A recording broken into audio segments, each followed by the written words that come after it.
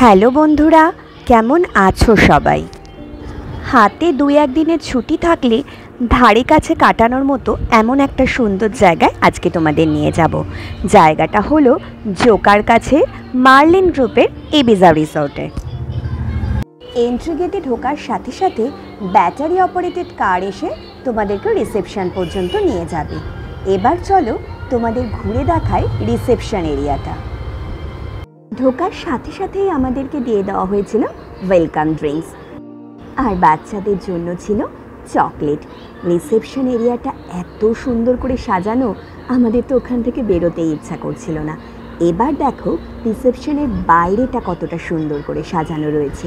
চারিদিকে যেদিকে দু চোখ যাবে সেদিকেই তোমরা ছবি তোলার জন্য আদর্শ জায়গা পেয়ে যাবে। আর সেই দিনকে একটু বৃষ্টি হয়েছিল বলে চারিদিকটা কিন্তু আরও সবুজ হয়ে গিয়েছিল। এবার তোমাদেরকে নিয়ে যাব ইবিজা রিসোর্টের এমন একটা জায়গায় যে জায়গাটার রাজস্থান ভাইবস দেবে। দেখে মনে হচ্ছে না আমরা রাজস্থানে চলে এসেছি। লাঞ্চ টাইম হয়ে যাওয়াতে এবং লাঞ্চ রেডি থাকাতে আমাদেরকে ওখান থেকে বলা হলো আপনারা আগে লাঞ্চটা করে নিন, আর আমরা সেই জন্যই বাফেট লাঞ্চটা আগে নিয়ে নিয়েছিলাম, তারপরে আমরা রুমে গিয়েছিলাম। লাঞ্চে ছিল রকমারি item, veg, non veg, dessert, ice cream, কত কি, যত ইচ্ছে খাও। আর সব থেকে কিন্তু এখানে আমি বলবো ডেজার্ট আইটেমগুলো হাই রেকমেন্ডেবল। সব খাবারের টেস্ট ছিল অসাম, আর খাবারগুলো কিন্তু খুব সুন্দর পরিষ্কার পরিচ্ছন্নভাবে ঢেকে রাখা হয়েছিল।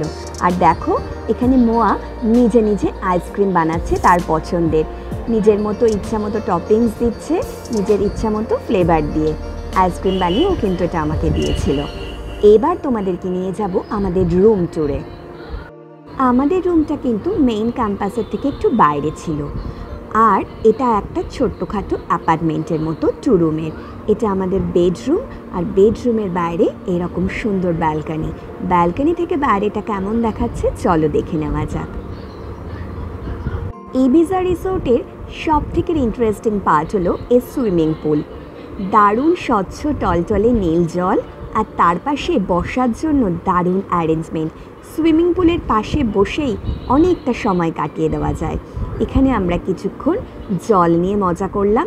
আচ্ছা, আর একটা কথা খুবই ইম্পর্টেন্ট, এখানে কিন্তু প্রপার সুইমিং ড্রেস ছাড়া, মানে সুইমিং কস্টিউম ছাড়া এই পুলটাতে ইউজ করতে দেওয়া হবে না। এখানে যে জাকুজিটা আছে এইটাতে সব রকম ড্রেস পরে ইউজ করা যাবে।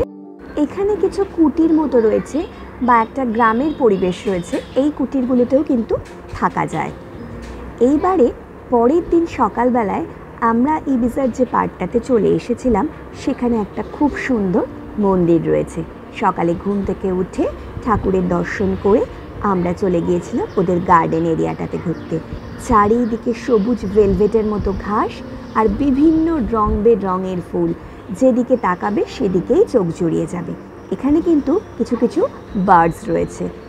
আনলিমিটেড বাফে লাঞ্চ এবং ডিনারের পরের দিনের জন্য ছিল স্পেশালি ব্রেকফাস্ট, এটাও বাফেট ছিল। আর ব্রেকফাস্টে ছিল প্রচুর রকমের মেনু।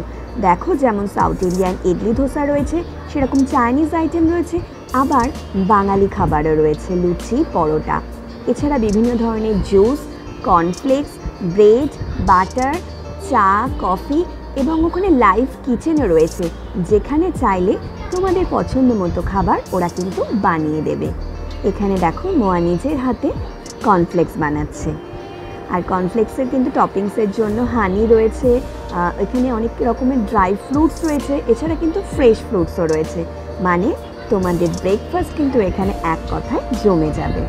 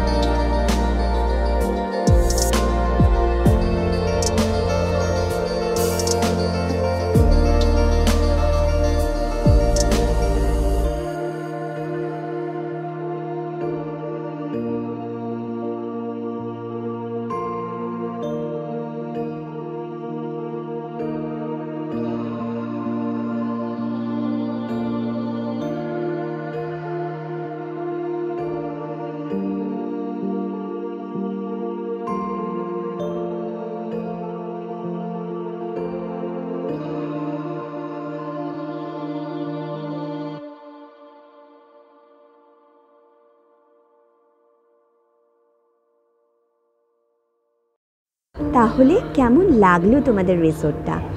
একদিনের ছুটি কাটানোর জন্য কলকাতার এত কাছে চলে যাওয়াই যায় কিন্তু ফ্যামিলি নিয়ে।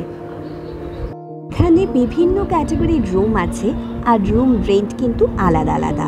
রুমের সাথে খাবারটা কিন্তু কমপ্লিমেন্টারি ব্রেকফাস্টটা থাকে, আর আপনারা যদি ইনক্লুড করতে চান তাহলে লাঞ্চ এবং ডিনারও পেয়ে যাবেন। তাহলে আবার পরবর্তীতে দেখা হচ্ছে কোনো একটা ভ্লগে। Bye bye.